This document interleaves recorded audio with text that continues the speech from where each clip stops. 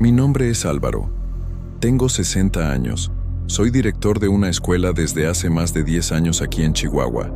Me pasé la vida entera lidiando con alumnos, maestros, remodelaciones y burocracia. Nunca le hice mucho caso a esas historias de aparecidos. Siempre fui de los que tienen los pies bien puestos en la tierra, más preocupado por los recibos y las calificaciones que por cualquier cosa sobrenatural. Estoy casado, tengo un hijo ya grande y paso la mayor parte de mis días en la escuela, resolviendo un problema tras otro. Pero después de lo que pasó esa noche, muchas cosas cambiaron para mí. Yo nomás quería adelantar el trabajo. Era un viernes, ya cerca de las vacaciones, y sabía que durante el día iba a ser imposible mover cosas en mi oficina sin que alguien viniera a pedirme algo. Decidí ir a la escuela de madrugada. Así podía quitar algunos muebles de su lugar, hacer una limpieza y dejar todo listo para la remodelación que yo mismo iba a empezar. Llevé algunas herramientas, una botella de agua y, por costumbre, dejé el celular cargándose en la bolsa del pantalón.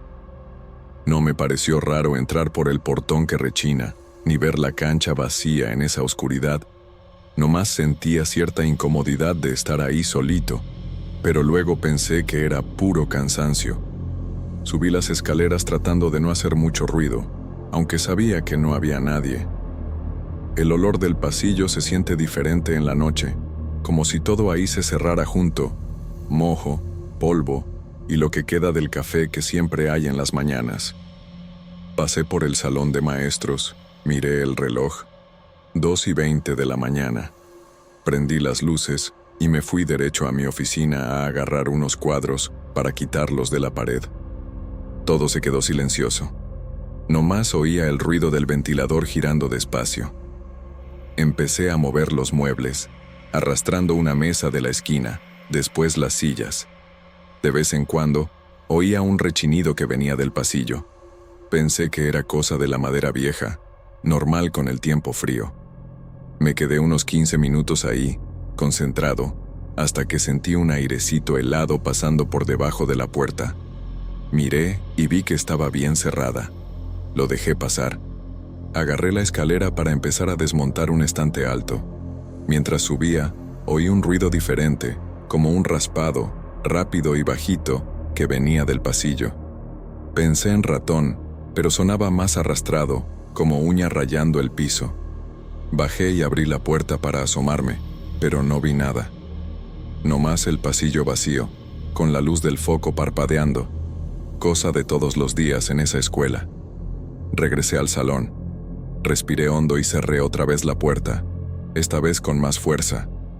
En el momento en que empecé a quitar los tornillos del estante, sentí otra vez ese escalofrío, ahora más fuerte, subiéndome por la espalda. El ventilador se apagó solito. Pensé que se había ido la luz, pero los focos siguieron prendidos. Fue ahí cuando oí claramente una respiración pesada, como si alguien estuviera mero atrás de mí. Me quedé tieso, con la cara volteada hacia la pared, sintiendo el sudor escurriéndome aunque hacía frío. No tuve valor de voltearme.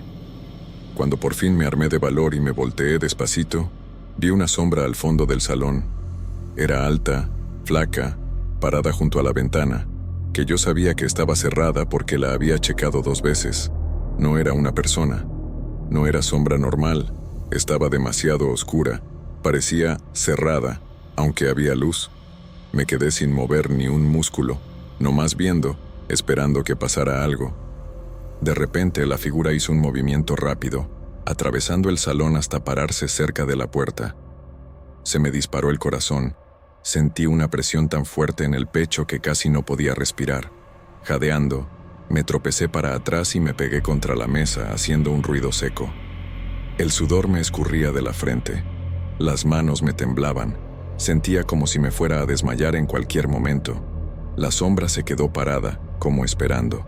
No hablaba, no hacía ruido, nomás esa sensación de que algo iba a pasar en cualquier momento. Me acordé del celular en la bolsa. Lo agarré con la mano temblorosa y traté de llamarle a alguien, a quien fuera. Mi hijo fue el primer nombre que apareció porque él siempre se despierta fácil. Antes de poder marcar, vi la sombra atravesando despacio hacia el librero. Empecé a rezar bajito, ya sin mucho control de lo que hacía, y sentí que el pecho me dolía más. Estaba seguro de que me iba a morir ahí, solito, sin poder siquiera gritar pidiendo ayuda. En ese momento, lo único que se me ocurrió fue encerrarme. Me aventé hacia la puerta, eché llave y empujé una silla contra ella.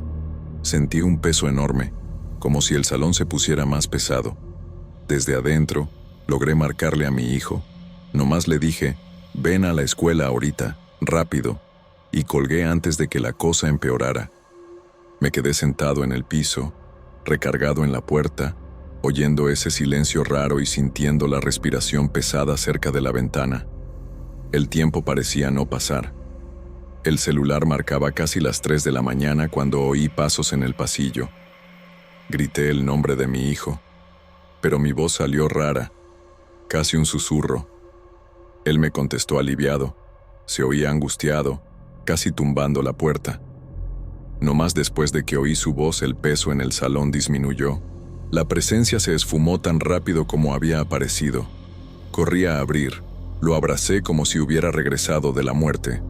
No pude explicarle bien qué había pasado. Le dije que me había sentido mal, que necesitaba aire. Mi hijo me sacó de ahí medio desmayado. Me quedé unos minutos sentado en el escalón de la entrada respirando despacio, tratando de no desmayarme. Las luces temblaban todavía más y parecía que el aire estaba más pesado dentro de todo el edificio. Con miedo, pedimos un taxi y nos fuimos derecho a su casa. Esa noche, no dormí. Cerré los ojos, pero nomás podía ver esa sombra parada, inmóvil, mirándome sin ojos. Me pasé las manos por la cara y me di cuenta de que todavía temblaba, como con calentura muy fuerte. Al día siguiente, traté de regresar a la escuela, pero nomás pude llegar hasta la portería. Cada vez que miraba el edificio sentía esa presión en el pecho, el sudor regresaba, y el corazón parecía que se me quería salir por la boca. Les conté a mi esposa y a mi hijo exactamente lo que había visto. Se asustaron, pero trataron de calmarme diciéndome que debió haber sido nomás un susto, cosa del sueño, a lo mejor un principio de infarto. Fui al doctor, me hice todos los estudios, pero dijeron que estaba todo normal. Nomás ansiedad, cosa de nervios, pero yo sabía que no era nomás eso. El miedo no se me quitaba. Días después, un trabajador comentó que ya habían pasado cosas raras en la escuela en las noches. Luces prendiéndose solas, alarmas sonando sin motivo, gente oyendo voces en el pasillo vacío. Nunca les hice mucho caso a esas historias. Siempre pensé que era exageración. Ahora, todo parecía cuadrar, como si eso hubiera estado ahí todo el tiempo nomás esperando un momento.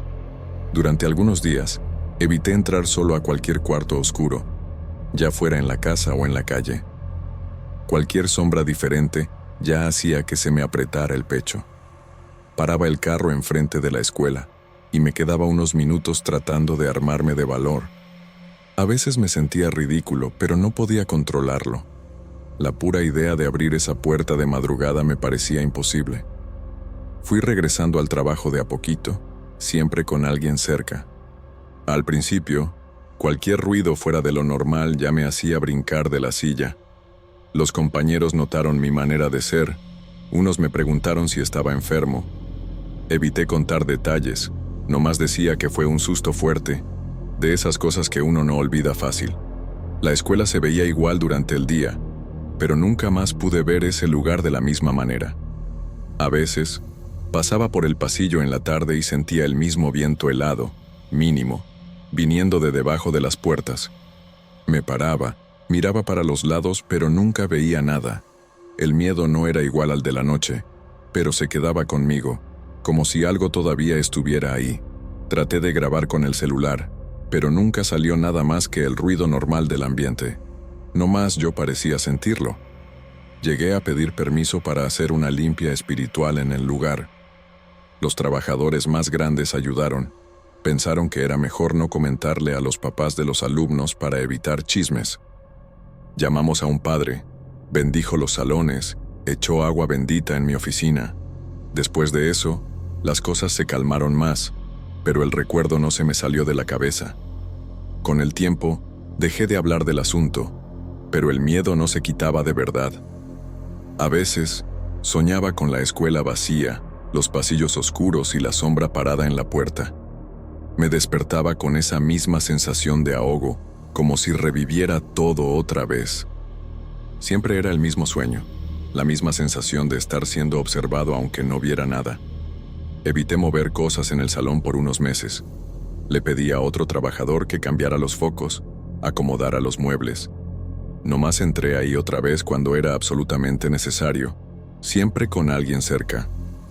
De a poquito fui retomando las cosas prácticas, pero esa noche se quedó marcada. Nunca más me sentí 100% seguro en la escuela, principalmente cuando se mete el sol y el edificio se vacía. Mi familia notó los cambios. Empecé a dormir mal, me despertaba sudando, cualquier ruido me hacía brincar en la cama. Me puse más callado, menos paciente, cosa que no era de mi costumbre. Me tardé en ajustarme, traté de buscar explicaciones, pero nadie lograba convencerme totalmente de que era nomás estrés o susto. A pesar de que pasó el tiempo, esa noche se quedó como un hoyo en mi memoria. No sé hasta la fecha qué era, no tengo explicación. Nomás sé que vi, sentí, casi me muero del miedo, y por poquito no pasa algo peor. Después de eso, nunca más fui el mismo, y la escuela, para mí, nunca más fue nomás un edificio viejo con olor a café y gis. El trauma tardó en irse, pero me enseñó a no dudar de lo que no puedo controlar. Muchas cosas todavía se me escapan, pero ahora, cada vez que entro a la escuela, miro el pasillo vacío y me acuerdo de que algunas cosas, por más que uno quiera explicarlas, se quedan sin respuesta. Y a lo mejor es mejor así.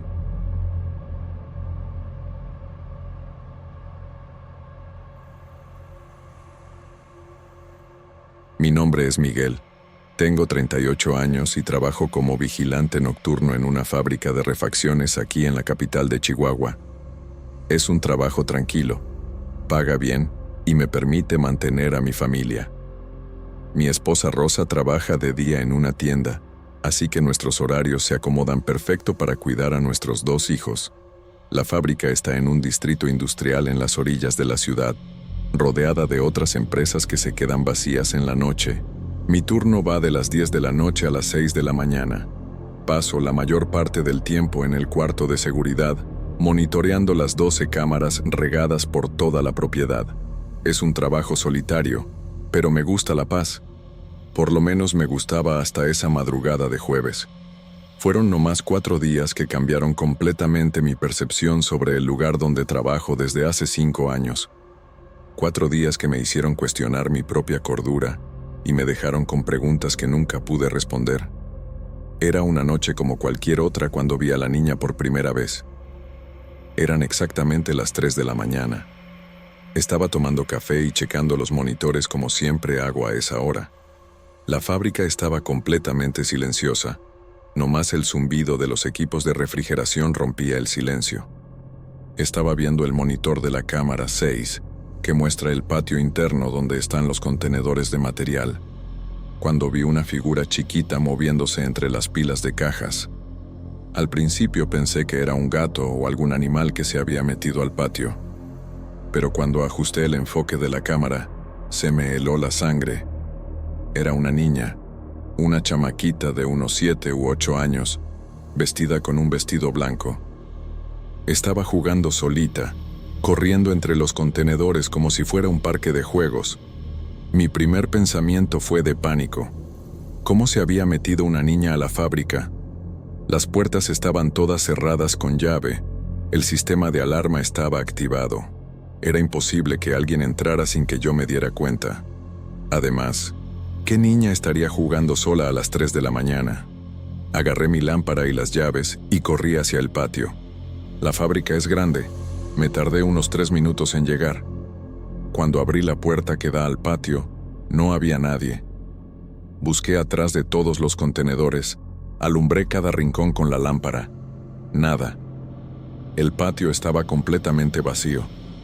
Pensé que a lo mejor la niña se las había arreglado para salirse por algún hoyo en la cerca aunque eso era muy difícil. La cerca tiene 4 metros de alto y está toda cerrada con alambre de púas arriba. Regresé corriendo al cuarto de seguridad para checar las otras cámaras, a ver si podía rastrear por dónde se había salido la chamaca. Cuando miré el monitor de la cámara 6, casi me caigo de la silla. La niña todavía estaba ahí. Estaba parada mero en el centro del patio, viendo directamente a la cámara, y me estaba saludando como si supiera que yo la estaba viendo. Me temblaba la mano cuando agarré el radio para llamar a mi supervisor. Pero eran las 3:30 de la mañana. Nadie iba a contestar. Me quedé viendo el monitor sin saber qué hacer. La chamaca seguía ahí saludando. A veces corría un poquito, jugaba entre los contenedores, pero siempre regresaba al centro del patio y me saludaba a la cámara. Era como si supiera exactamente dónde estaba yo. Decidí ir al patio otra vez, esta vez llevando el radio portátil para comunicarme con el cuarto de seguridad. Cuando llegué, otra vez no había nadie, pero el radio empezó a hacer un ruido raro, como si estuviera captando alguna interferencia. Regresé corriendo al cuarto. La niña todavía estaba en el monitor, pero ahora ya no estaba saludando. Estaba parada, viendo directamente a la cámara, como si estuviera esperando que yo regresara. Cuando me vio sentar en la silla, sonrió y volvió a saludar. Eso me dio escalofríos. Pasé el resto de la madrugada viéndola jugar en el monitor, pero siempre que iba a checar en persona, el patio estaba vacío. Era como si existiera nomás en la pantalla de la cámara. Traté de grabar lo que estaba viendo, pero el sistema de grabación no funcionaba. Cada vez que le picaba al botón de grabar, salía un mensaje de error. Traté de tomarle foto a la pantalla con mi celular, pero las fotos salían todas borrosas o completamente negras. Era como si algo impidiera que yo documentara lo que estaba viendo. A las 5 de la mañana, la niña desapareció. Nomás se esfumó del monitor, como si nunca hubiera estado ahí. Cuando llegó mi reemplazo a las 6, no dije nada. ¿Cómo explicar una cosa así? Iba a pensar que estaba loco o que había tomado en el trabajo. Me fui a la casa perturbado, sin poder sacarme la imagen de la niña de la cabeza. Rosa se dio cuenta de que estaba raro, pero le dije que era nomás cansancio. Durante el día, traté de convencerme de que había sido alucinación, cansancio, algún problema con la cámara. Pero en el fondo sabía que había visto algo real, aunque no pudiera explicar qué era. En la segunda noche, apareció otra vez. Misma hora, 3 de la mañana, misma cámara, mismo patio. Esta vez estaba preparado. Había traído una cámara digital de la casa, esperando conseguir alguna prueba de lo que estaba viendo. La niña estaba ahí, jugando como la noche anterior. Pero había algo diferente. Se veía más real, más nítida en el monitor. Y traía ropa diferente, un vestido azul en lugar del blanco. Cuando me vio viendo el monitor, me saludó más animada, como si estuviera contenta de verme otra vez. Fui hasta el patio, llevando la cámara digital. Como esperaba, no había nadie ahí. Pero cuando regresé al cuarto de seguridad, la niña estaba en el monitor y ahora traía algo en las manos. Parecía una muñeca. Le enseñaba la muñeca a la cámara, como si quisiera que yo la viera. Traté de fotografiar la pantalla con la cámara digital, pero pasó lo mismo que con el celular. Las fotos salían borrosas o negras. Era como si hubiera alguna interferencia que impedía cualquier tipo de registro. Decidí intentar algo diferente. En lugar de ir al patio, me quedé en el cuarto observando. A lo mejor si no salía de ahí, lograba entender mejor qué estaba pasando. La niña jugó por más de 2 horas. Corría, brincaba, jugaba con la muñeca y de vez en cuando se acercaba al centro del patio a saludarme. Era como si supiera que yo la estaba viendo y quisiera mantener mi atención. Como a las 5 de la mañana, hizo algo que me dejó todavía más asustado. Caminó hasta muy cerca de la cámara, tan cerca que podía ver su cara claramente. Era una niña bonita, de pelo castaño y ojos grandes. Le sonrió a la cámara y después señaló hacia la puerta del cuarto de seguridad, como si supiera exactamente dónde estaba yo. Después de eso, desapareció. Me quedé ahí, temblando, hasta que llegó mi reemplazo. Esta vez casi le conté, pero me controlé. ¿Quién iba a creer una historia así? Yo mismo estaba empezando a dudar de mi salud mental. En la tercera noche, decidí llamar a mi cuñado Javier para que me hiciera compañía.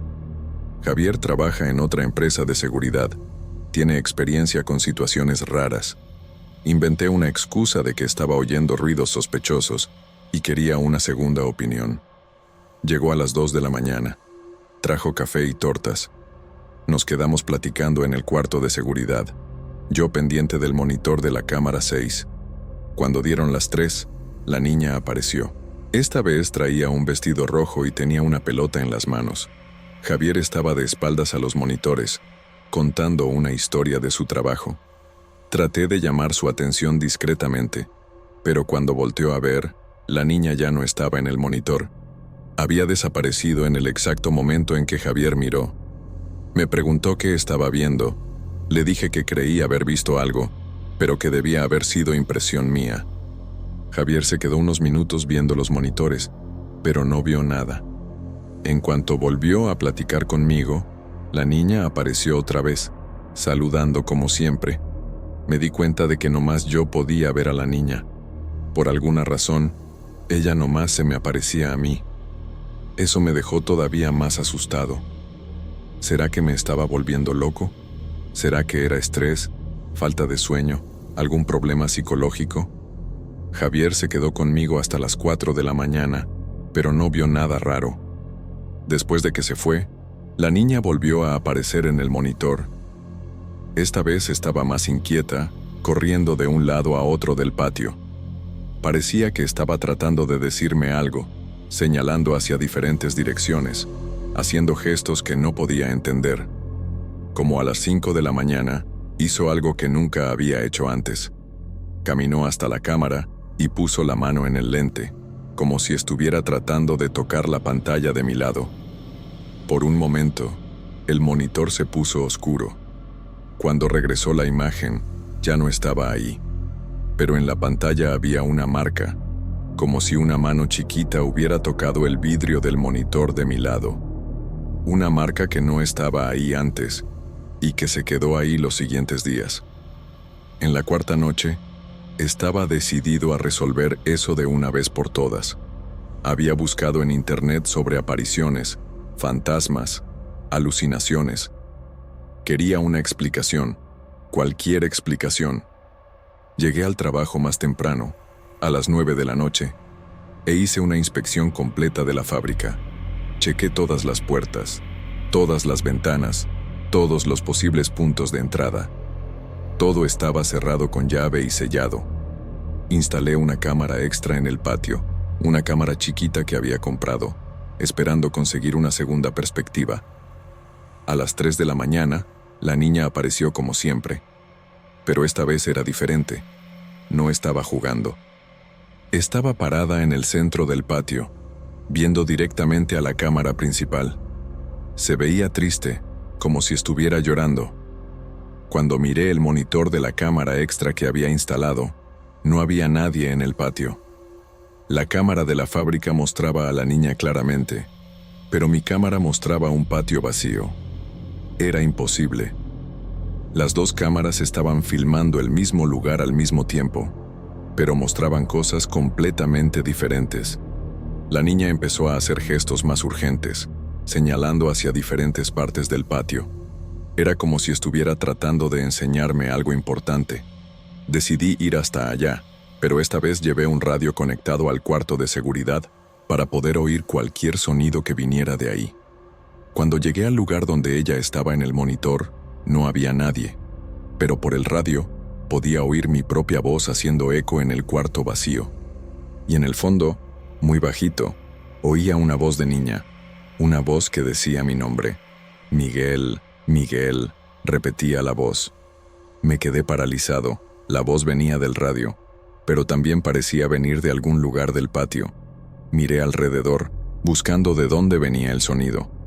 La voz siguió diciendo mi nombre, cada vez más bajito, hasta desaparecer completamente. Regresé corriendo al cuarto de seguridad, pero la niña ya no estaba en el monitor. Por primera vez en 4 noches, había desaparecido antes de las 5 de la mañana. Era como si nuestra interacción en el patio hubiera terminado algo. Al día siguiente, no pude trabajar bien. Me quedé pensando en la voz diciendo mi nombre, en los gestos urgentes de la niña. Decidí investigar sobre la historia de la fábrica, a ver si había pasado algo ahí en el pasado. Fui al archivo municipal, platiqué con vecinos viejos, busqué noticias viejas en los periódicos locales. Descubrí que antes de que construyeran la fábrica, ese terreno era un lote baldío donde los chamacos del barrio acostumbraban jugar. Pero no encontré ningún registro de accidentes o desapariciones. Nada que explicara la presencia de la niña. Platiqué con algunos moradores viejos de la región, pero nadie se acordaba de nada específico. Era como si la niña fuera un misterio completo, sin conexión con la historia conocida del lugar. Eso me dejó todavía más perturbado. Si ella no tenía una historia, si no había explicación para su presencia, ¿qué quería? ¿Por qué había escogido aparecérseme? Eran preguntas que no podía responder y que me atormentaban durante el día. En la 5ª noche, que sería mi última en la fábrica, la niña no apareció a las 3 de la mañana como siempre. Me quedé esperando hasta las 4, después hasta las 5, pero no vino. El monitor nomás mostraba el patio vacío, silencioso. Por un momento, sentí alivio. A lo mejor todo había terminado. A lo mejor se había ido para siempre. Pero también sentí una sensación rara de pérdida. Durante 4 noches, esa niña misteriosa había sido mi compañía solitaria.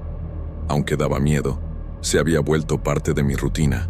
A las 5:30 de la mañana, cuando ya me estaba preparando para irme, apareció. Pero esta vez era diferente. Estaba más transparente, casi como si se estuviera desapareciendo. Me saludó una última vez, sonrió, y después nomás se desvaneció. No desapareció de repente como las otras noches. Se fue esfumando de a poquito, como humo disolviéndose en el aire. Fue la última vez que la vi. Nunca más apareció en los monitores. Nunca más oí su voz en el radio. Era como si hubiera cumplido algún propósito que nunca entendí.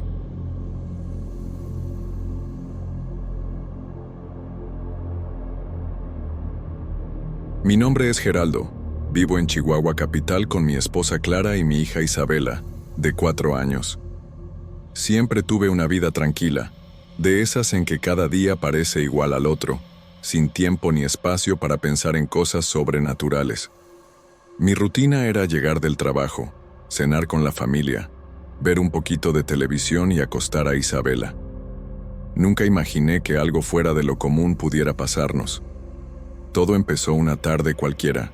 Isabela dibujaba solita en el piso de la sala, mientras Clara lavaba trastes y yo acomodaba unos papeles.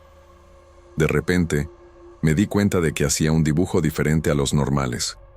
En lugar de casita, flor o muñeca, era un hombre viejo, de bigote, usando sombrero y ropa antigua. Me pareció curioso, porque esa cara no podía venir de su imaginación. Le pregunté quién era, y me contestó seria, de una manera que nunca había visto. Es el bisabuelo. Él dijo que vino a verme ayer. En ese momento, pensé que era alguna fantasía de niña, pero cuando Clara le preguntó si se acordaba del nombre del bisabuelo, Isabela contestó sin dudar. Él es Miguel. Él se sienta aquí, cerca de la ventana. Se me heló la sangre. Nosotros nunca habíamos dicho el nombre del bisabuelo enfrente de ella. Pasaron unos minutos y vino otro dibujo. El mismo hombre, pero ahora al lado de otros, todos con sombrero, armas colgadas, nombres escritos medio chueco: Pablo, Tomás, Rubén.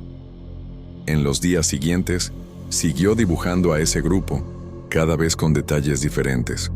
Un árbol torcido, caballos, un puente de madera, decía: aquí se cayó Pablo, o aquí el bisabuelo se lastimó. La mayor parte del tiempo, Isabela parecía cansada después de los dibujos, viendo la sala vacía, como si viera a alguien que nosotros no veíamos. Las noches se pusieron raras. Empezamos a oírla platicando solita bajito antes de dormir, susurrando cosas como «Miguel, regresa a la casa» o «Quédate conmigo esta noche». Una noche, Clara entró al cuarto y encontró a Isabela sentada en la cama, viendo fijo hacia el rincón oscuro, con una sonrisa que daba miedo en la cara. Le dije que se volviera a dormir, pero Isabela no contestó. No parpadeaba. Nomás después de unos minutos volvió a la normalidad, pero el frío que se quedó en el cuarto no se quitó. Desde entonces, nuestra casa parecía siempre más helada, hasta en los días calurosos. El miedo se apoderó de verdad cuando Isabela empezó a contar historias. Un día, mientras comía galletas, dijo: «El bisabuelo se murió con una bala aquí. Mira», señalando abajo de las costillas. Él le gritó a Tomás, pero ya era tarde. Describió olor a pólvora, polvo en la boca, gente gritando y caballo asustado. Hablaba todo con una calma que nomás hizo todo peor. Ningún adulto le había contado eso. Clara y yo dormíamos mal, esperando el próximo recado de ella.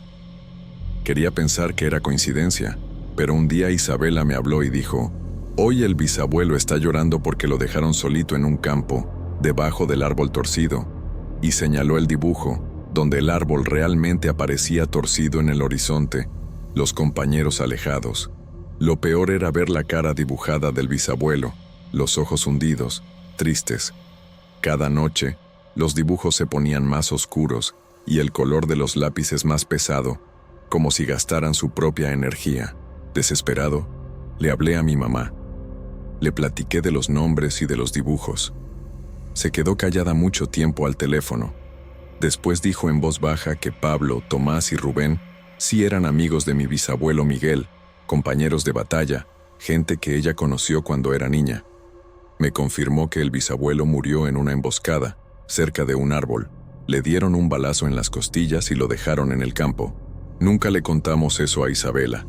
Nadie ni había mencionado esos nombres en la casa. Con cada confirmación, la sensación de terror aumentaba. El peso en la espalda crecía, la casa se puso opresiva, el pasillo más oscuro. Isabela siempre se ponía inquieta en la noche. Ella nunca dijo si tenía miedo. Era como si aceptara esa presencia como parte de la realidad. Para nosotros, cualquier ruido diferente se volvía amenaza. Clara dormía abrazada de mí, y yo me tardaba en cerrar los ojos, oyendo pasos en el pasillo, risitas bajitas y el rechinar de la ventana. En una noche particularmente fría, me desperté con un susurro cerca de la cama.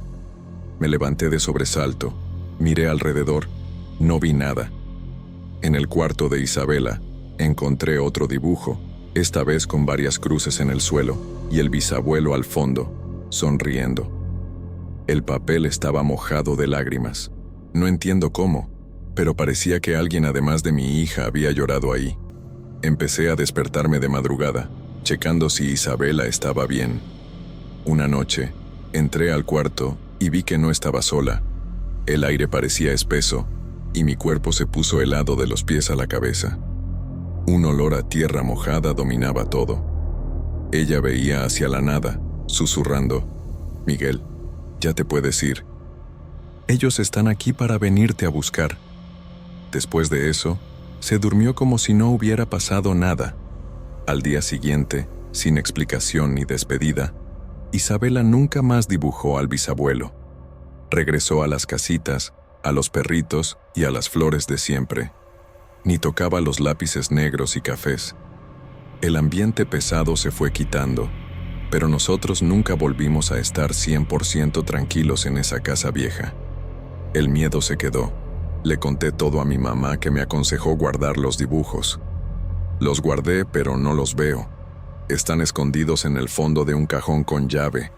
A veces oigo un ruido raro en la noche y me acuerdo de la sonrisa de Isabela mientras platicaba con alguien invisible. En esos momentos, agradezco que todo haya pasado, pero nunca dejo de sentir un escalofrío. Y, allá en el fondo, guardo el pavor de que eso algún día regrese. Hoy entiendo que hay cosas que uno no explica, No entiende y a lo mejor ni debe. Prefiero mantener las puertas cerradas, no animar a Isabela a dibujar gente que nunca vio, y vivir con ese secreto, esperando que se quede nomás en el pasado. Porque el miedo verdadero es el que vive donde menos se espera, dentro de la propia casa, en los ojos de una niña, en los dibujos inocentes que esconden historias que nunca debieron haber vuelto a salir. Mi nombre es Esteban. Tengo 45 años y trabajo como sepulturero en el Panteón Municipal de Chihuahua. Mi esposa Carmen trabaja en la administración del panteón, así que pasamos el día juntos cuidando este lugar que se volvió nuestro segundo hogar. Conozco cada tumba, cada familia que viene a visitar a sus muertos. Después de tanto tiempo trabajando aquí, ya vi muchas cosas raras que no puedo explicar. La mayoría de la gente no cree cuando cuento. Piensan que es imaginación o que el ambiente del panteón me deja impresionado. Pero yo sé lo que vi. Fueron varias experiencias a lo largo de los años, pero una de ellas fue particularmente marcante. Pasó un martes de octubre, durante 4 días seguidos.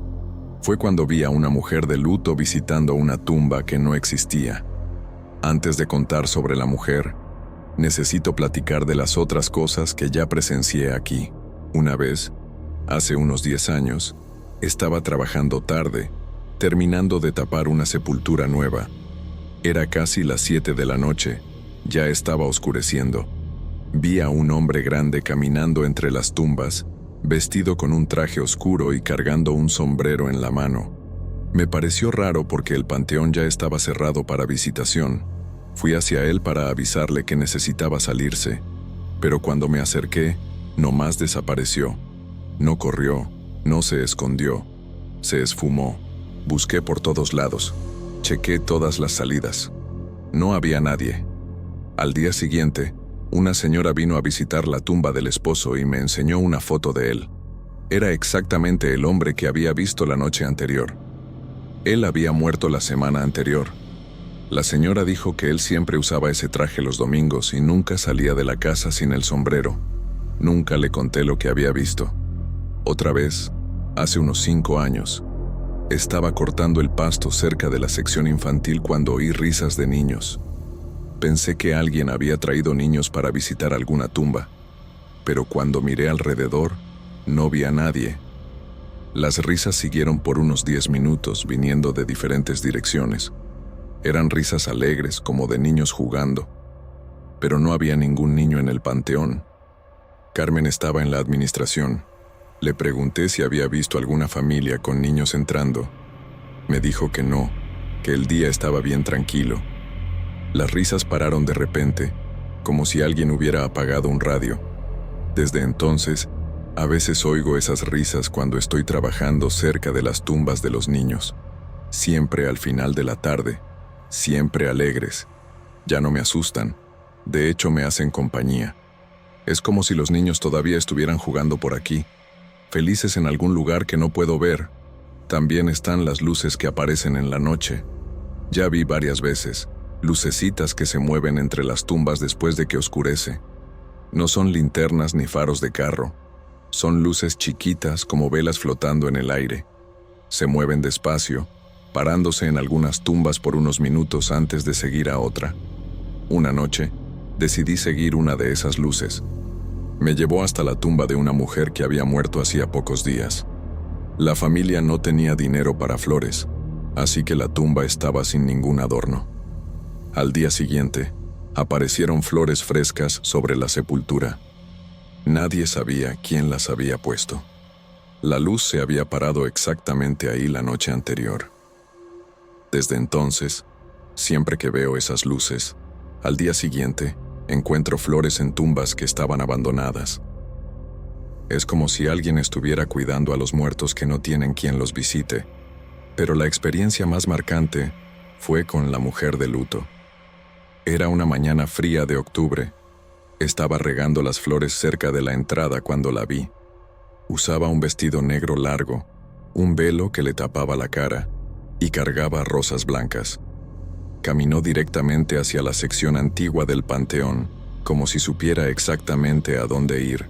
Se paró en un lugar específico, Se hincó y puso las flores en el suelo. Se quedó ahí rezando por unos 20 minutos. Cuando decidí acercarme para ver si necesitaba ayuda, me llevé un susto. No había tumba en ese lugar. Era nomás un espacio vacío entre dos sepulturas antiguas, y la mujer había desaparecido. Las flores estaban ahí, frescas, pero ella se había esfumado. Busqué por todo el panteón, chequé todas las salidas, nada. Era como si se hubiera disuelto en el aire. Carmen checó los registros, pero nunca hubo ningún entierro en ese lugar específico. Al día siguiente desapareció otra vez. Misma hora, mismo lugar, mismo ritual. Se hincó en el espacio vacío, puso las flores, rezó en silencio. Esta vez me quedé observando de lejos, escondido atrás de un mausoleo. Se quedó ahí por 15 minutos, llorando bajito. Cuando se levantó para irse, traté de acercarme rápido, pero cuando llegué al lugar, ya no estaba. Nomás las flores puestas cuidadosamente sobre el pasto. Busqué otra vez por todo el panteón. Nada. Era imposible que alguien desapareciera tan rápido sin dejar rastro. Pero las flores estaban ahí, prueba de que había estado presente. Empecé a ponerme nervioso con esas apariciones. No era como las otras cosas raras que ya había visto. Esta vez, la presencia parecía más intensa, más desesperada. En la tercera mañana, regresó. Misma rutina, mismo lugar imposible. Pero esta vez me di cuenta de algo diferente. Se veía más transparente, como si se estuviera desapareciendo de a poquito. Aún así, las flores que dejaba eran reales, sólidas. Me quedé observando de lejos, sin acercarme. Se quedó hincada por más tiempo, casi media hora. Cuando finalmente se levantó, volteó directamente hacia donde yo estaba. Aunque traía el velo, sentí que sabía que yo estaba ahí. Me saludó ligerito con la mano, como si se estuviera despidiendo. Después empezó a desaparecer despacio, como humo disolviéndose. No fue de repente como las otras veces, se fue esfumando de a poquito, hasta que no quedó nada. Las flores también desaparecieron junto con ella. Me quedé ahí parado, sin poder moverme, tratando de procesar lo que acababa de ver. En el cuarto día, apareció por última vez. Estaba todavía más transparente, casi como un reflejo en el agua. Hizo el mismo ritual, pero cuando se levantó, en lugar de desaparecer, caminó hasta donde yo estaba. Logré ver su cara a través del velo. Era una mujer joven, bonita, con ojos muy tristes. Me miró por un largo rato, como si quisiera decir algo. Después sonrió tristemente y desapareció para siempre. Nunca más la vi. El lugar donde siempre ponía las flores se quedó diferente después de eso. El pasto creció más verde, más frondoso. A veces otras personas dejan flores ahí, aunque no sepan por qué. Es como si el lugar hubiera adquirido un significado especial. Yo mismo pongo flores ahí de vez en cuando, en memoria de esa mujer misteriosa que visitaba una tumba que no existía. Esas son nomás algunas de las cosas que vi a lo largo de los años trabajando aquí. También están las sombras que se mueven entre las tumbas al amanecer, los susurros que oigo cuando estoy solo, las flores que aparecen de la nada en sepulturas abandonadas. La mayoría de la gente no cree cuando cuento estas historias. Piensan que es imaginación, que el ambiente del panteón me deja impresionado. Pero yo sé lo que vi. Después de 20 años aquí, aprendí que la muerte no es el final de todo. Algunas personas, por algún motivo, se quedan atoradas entre los dos mundos. No sé por qué yo puedo ver estas cosas y otras personas no. A lo mejor es porque paso tanto tiempo aquí. A lo mejor es porque respeto a los muertos y ellos confían en mí. No les tengo miedo a esas apariciones. De hecho, ya son parte de mi trabajo. Cuidar a los vivos que vienen a visitar a sus muertos y también cuidar a los muertos que todavía no encuentran paz. El panteón es un lugar especial, donde el velo entre los mundos es más delgado. Quien trabaja aquí por mucho tiempo acaba viendo cosas que no puede explicar. Yo acepto eso como parte de la vida. La muerte es un misterio, Y los panteones son lugares donde ese misterio se manifiesta de formas que la ciencia no puede entender. Sigo haciendo mi trabajo, cuidando las tumbas, ayudando a las familias, manteniendo el lugar limpio y respetuoso. Y cuando veo algo raro, nomás observo en silencio. Aprendí que no necesito entender todo, nomás respetar. Los muertos merecen nuestro respeto, aunque aparezcan de formas que no podemos comprender. Esa mujer de luto fue nomás una de las muchas almas que se cruzaron en mi camino a lo largo de los años. Cada una con su historia, cada una buscando algo que perdió. Mi papel es nomás ser testigo, cuidar y mantener la dignidad de este lugar sagrado donde los vivos y los muertos se encuentran.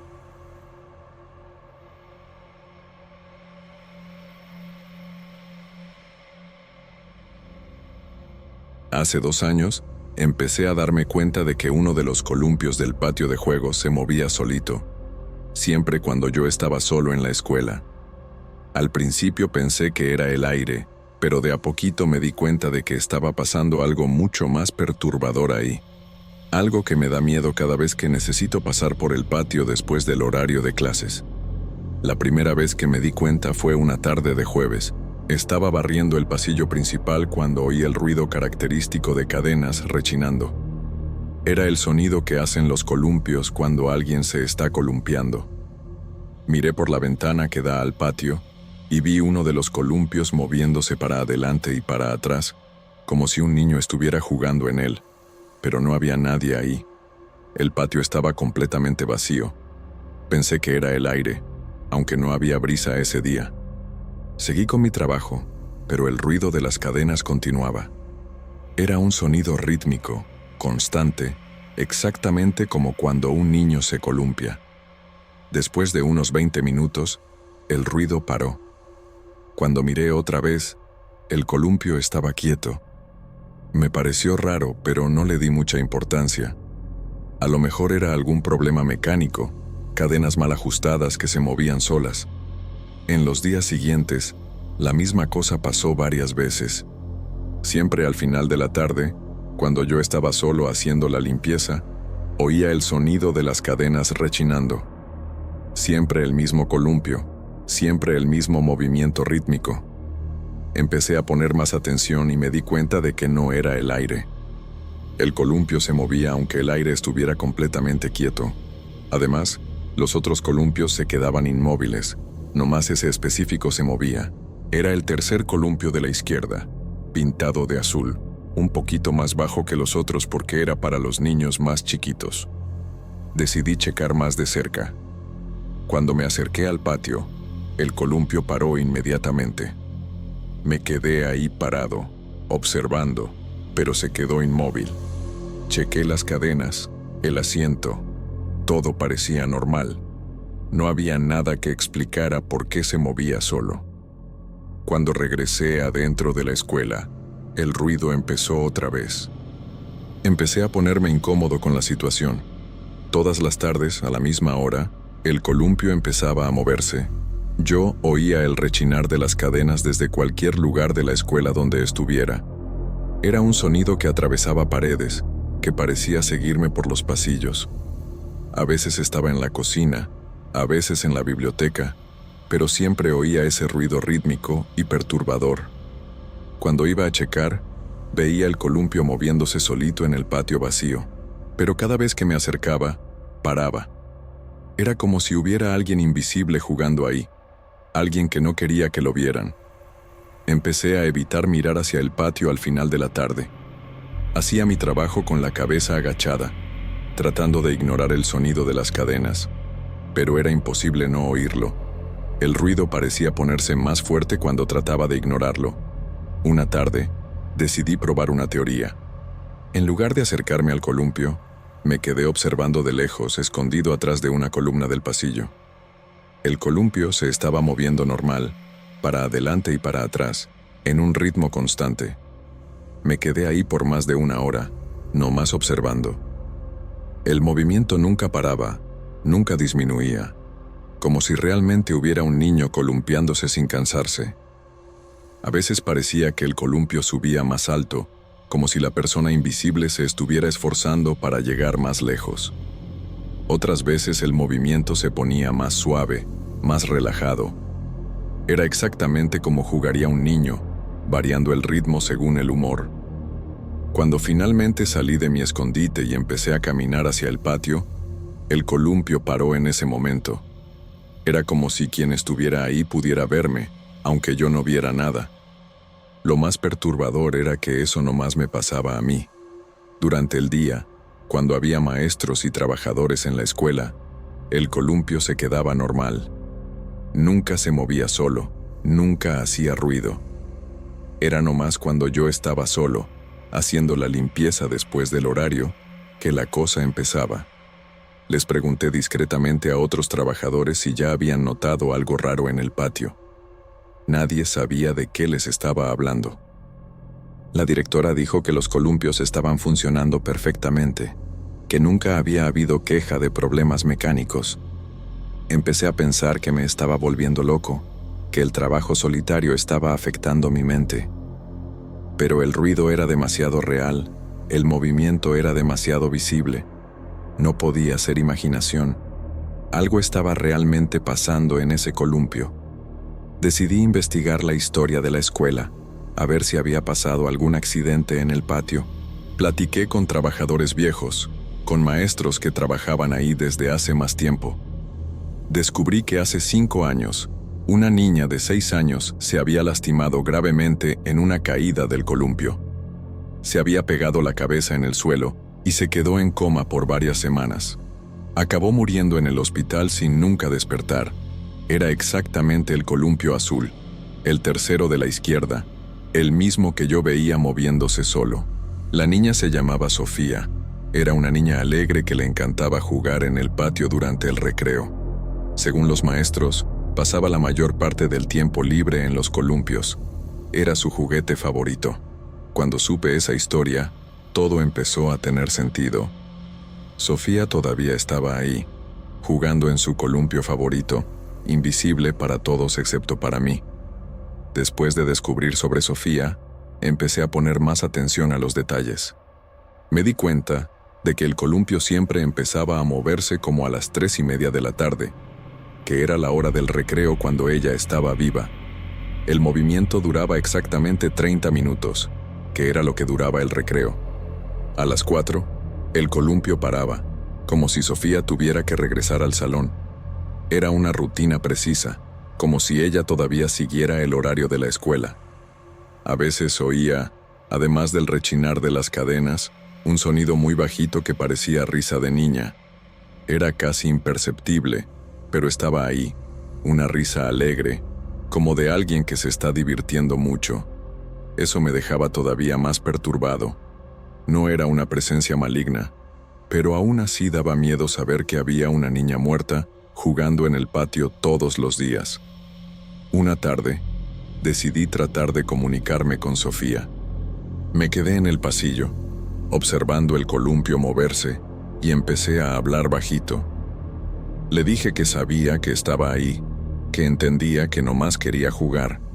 Le pregunté si estaba bien, si necesitaba algo. El columpio paró por unos segundos, como si me estuviera oyendo. Después volvió a moverse, pero de forma diferente. El movimiento se puso más suave, menos frenético. Era como si se hubiera calmado más sabiendo que yo la reconocía.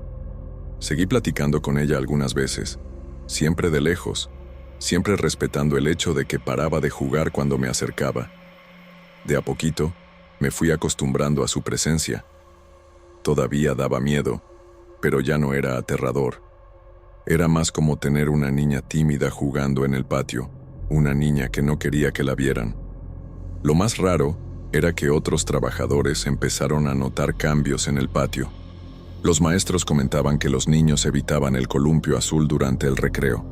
Jugaban en todos los otros, pero dejaban ese siempre vacío. Cuando les preguntaban por qué, los niños decían que ya había alguien jugando ahí, aunque el columpio estuviera quieto. Era como si pudieran sentir la presencia de Sofía, aunque no la vieran claramente como yo. Una maestra me dijo que a veces oía risas viniendo del patio cuando no había ningún niño afuera. Pensaba que eran niños de otros salones, pero cuando iba a checar, el patio estaba vacío. Yo sabía que era Sofía, siguiendo jugando hasta después de la muerte, atorada en la rutina escolar que tanto amaba. Hoy, 2 años después de empezar a darme cuenta de Sofía, ya me acostumbré a su presencia. Todas las tardes, cuando oigo el rechinar de las cadenas, sé que está ahí, aprovechando su recreo eterno. Ya no tengo miedo, nomás una tristeza profunda por una niña que murió tan chiquita y que aparentemente no puede irse. A veces, dejo una pelota o algún juguete en el patio, y al día siguiente están en posiciones diferentes, como si alguien hubiera jugado con ellos durante la noche. Sofía sigue siendo una niña, hasta en la muerte. Nomás quiere jugar, divertirse, tener el recreo que la muerte interrumpió. El columpio azul se volvió su territorio, su espacio especial donde puede seguir siendo niña para siempre. Da miedo, pero también es conmovedor. Un recordatorio de que ni siquiera la muerte puede interrumpir completamente la inocencia y la alegría de una niña que nomás quería jugar.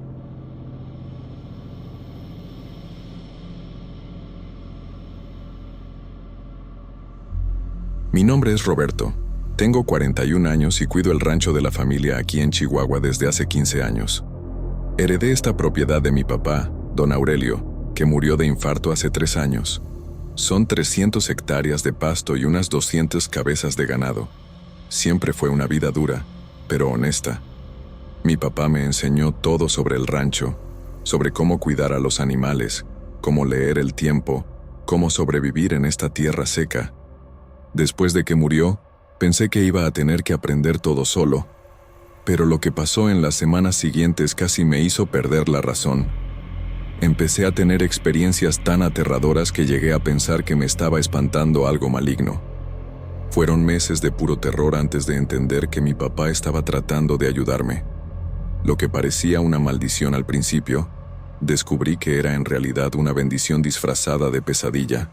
2 semanas después del entierro, empecé a oír la voz de mi papá durante el día. Estaba componiendo una cerca cuando lo oí claramente diciéndome mi nombre. Roberto, Roberto. La voz venía de atrás de mí.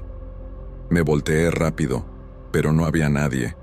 Pensé que era impresión mía, el viento haciendo ruido raro. Pero la voz siguió durante toda la tarde. A veces parecía venir del granero, a veces del potrero, a veces de adentro de la mismísima casa. Mi esposa no oía nada. Pensaba que me estaba imaginando cosas por el luto. Pero yo oía claramente su voz, siempre diciéndome mi nombre, siempre pareciendo urgente.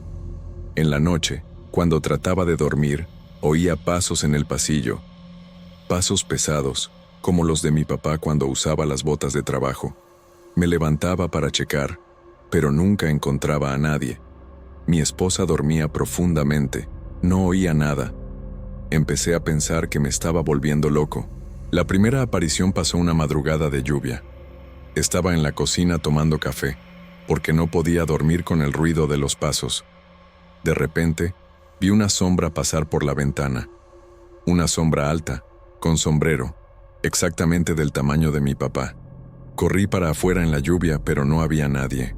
Las pisadas en el lodo llegaban hasta el corral y después desaparecían.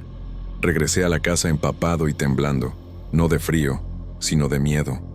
Mi esposa se despertó y me encontró sentado en la cocina, mojado, viendo hacia la nada. Dijo que estaba teniendo un colapso nervioso, que necesitaba buscar ayuda. Pero ¿cómo explicar que estaba viendo el fantasma de mi papá? Me iba a internar en una clínica psiquiátrica.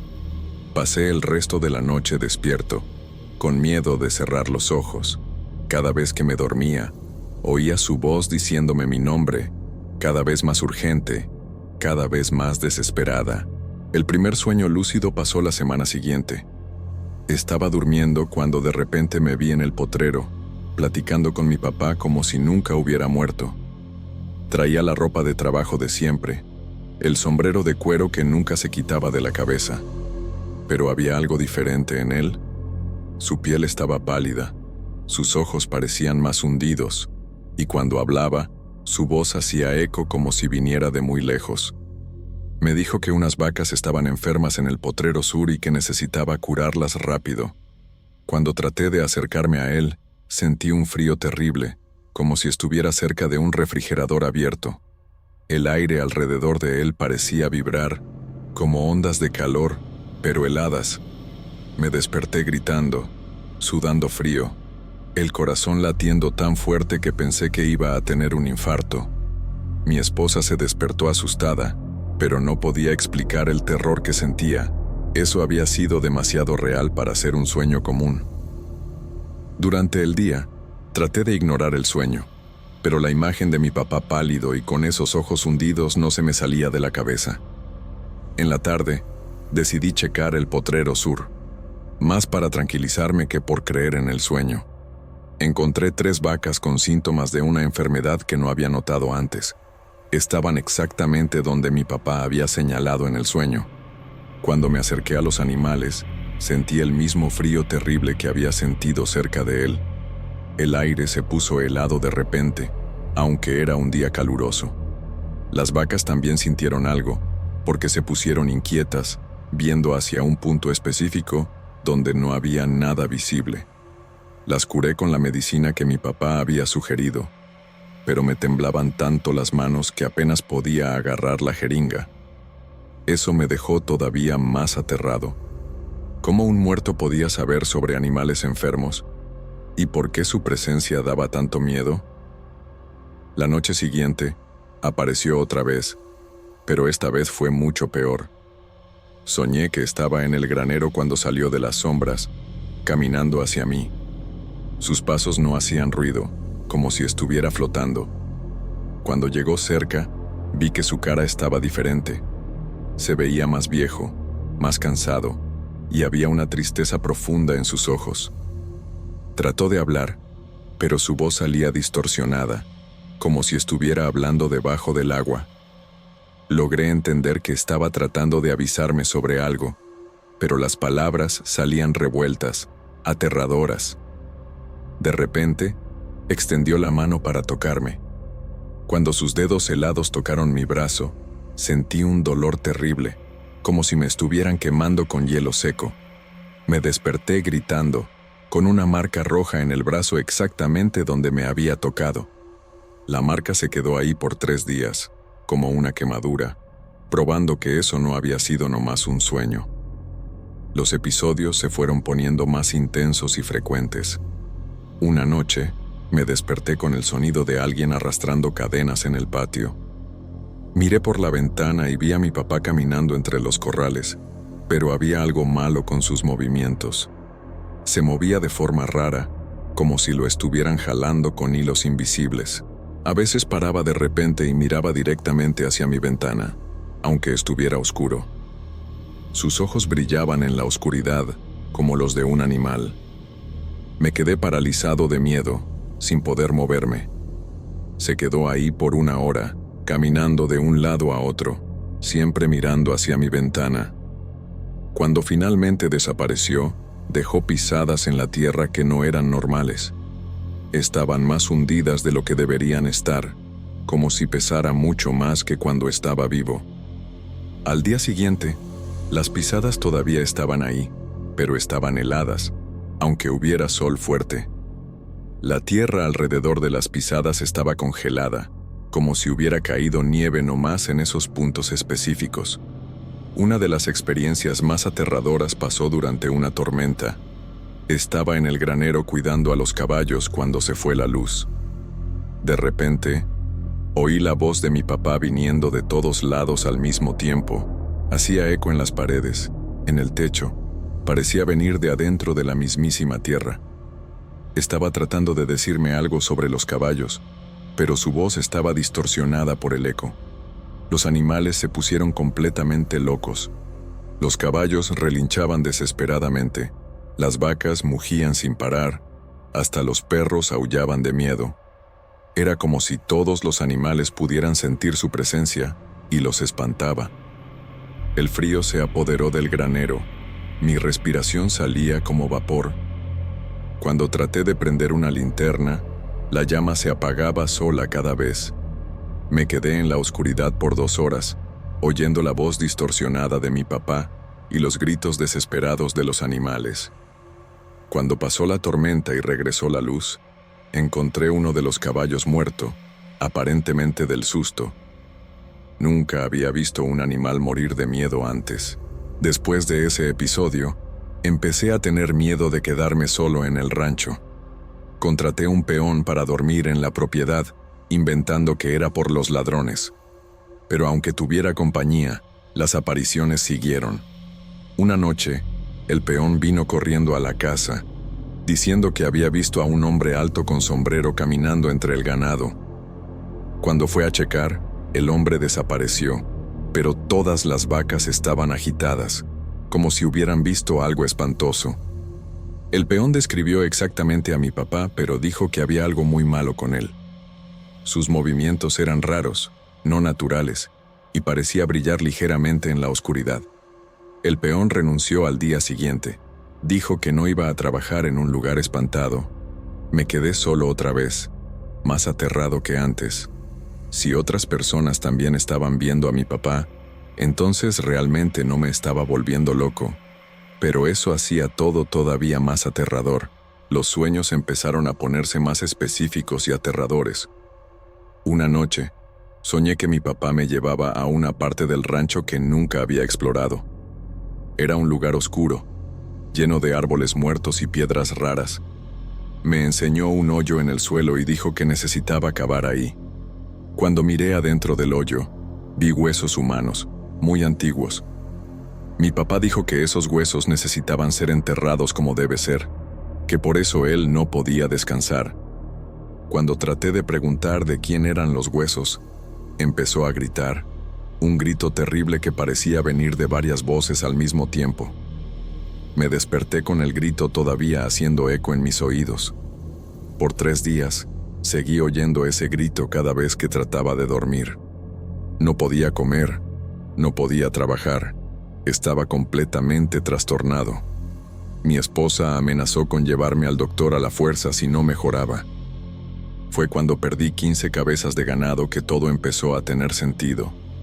Desaparecieron durante la noche sin dejar rastro. Busqué por 3 días, desesperado, porque no me podía dar el lujo de perder tantos animales. En la tercera noche, mi papá apareció en el sueño más intenso que había tenido. Esta vez no se veía espantoso, estaba más calmado, más parecido al hombre que yo conocía. Me dijo exactamente dónde encontrar el ganado perdido. Describió el camino con detalles precisos.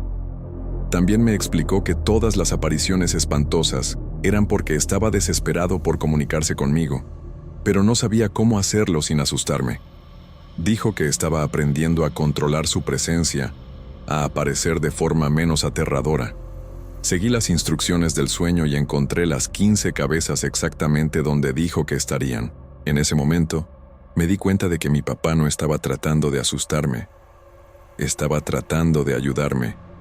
Pero la comunicación entre vivos y muertos era difícil y espantosa por naturaleza. De a poquito, las apariciones se fueron poniendo menos aterradoras. Mi papá aprendió a manifestarse de forma más suave, y yo aprendí a no tenerle miedo a su presencia. Los sueños siguieron intensos, pero ya no eran pesadillas. Me avisaba sobre tormentas, sobre animales enfermos, sobre problemas que iban a surgir. Una vez me dijo que iba a haber una sequía terrible y que necesitaba cavar más pozos.